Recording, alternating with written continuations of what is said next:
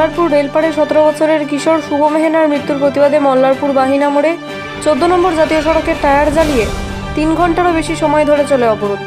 আজ শনিবার বিজেপির ডাকে মল্লারপুরে 12 ঘন্টার বন্ধের ডাক দেওয়া হয়। বন্ধে ব্যাপক সাড়া পড়ে এলাকায়। দোকানপাট হাট বাজার ছিল প্রায় বন্ধ। এলাকায় অপ্রীতিকর ঘটনা এড়াতে পুলিশি ঘেরাটোপে মল্লারপুর শহর। সকালে মল্লারপুরে আসেন রাজ্য বিজেপির মোর্চার সভাপতি তথা সাংসদ সৌমিত্র খাঁ। তার নেতৃত্বে মল্লারপুর পার্টি অফিস থেকে বিরাট প্রতিবাদ মিছিল বের হয়। উপস্থিত জেলা সভাপতি শ্যামপদ মণ্ডল, অর্জুন সাহা, অতনু চ্যাটার্জি, ধ্রুব সাহা, আইটি সেলের ভাস্কর মণ্ডল সহ একগুচ্ছ নেতা নেত্রীগণ। রামপুরহাট থেকে অরবিন্দ মণ্ডলের রিপোর্ট, নিউজ এখন।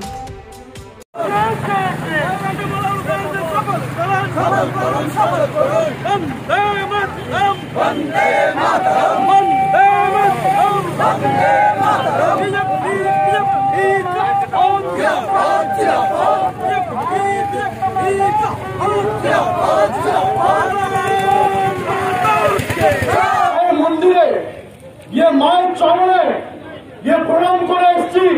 জানো, এই অনুব্রত মন্ডল নামক যে অসুর আছে, সে অসুরকে যেন আমরা বধ করতে পারি এবং যুব মোর্চা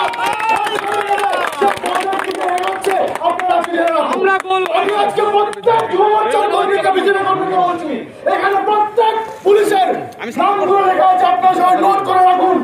এই নোট করে রাখুন প্রত্যেক পুলিশের নামগুলো। আর আমরা 7 দিন সময় দিচ্ছি, আপনারা লিখে নিন। only 60 days, 7 দিনের মধ্যে আপনারা ওই পারে থাকবেন, আমরা ওই পারে থাকবো। আপনারা আজকে বলে দিয়ে গেলাম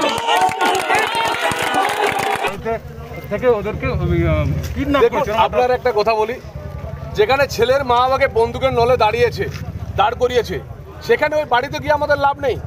ওর জন্য আমরা আন্দোলন করবো, ওর জন্য আমরা প্রতিটা পশ্চিমবঙ্গে জুড়ে আন্দোলন করবো। তার মা বাবা যেদিন ফিরে আসতে তো একদিন হবেই।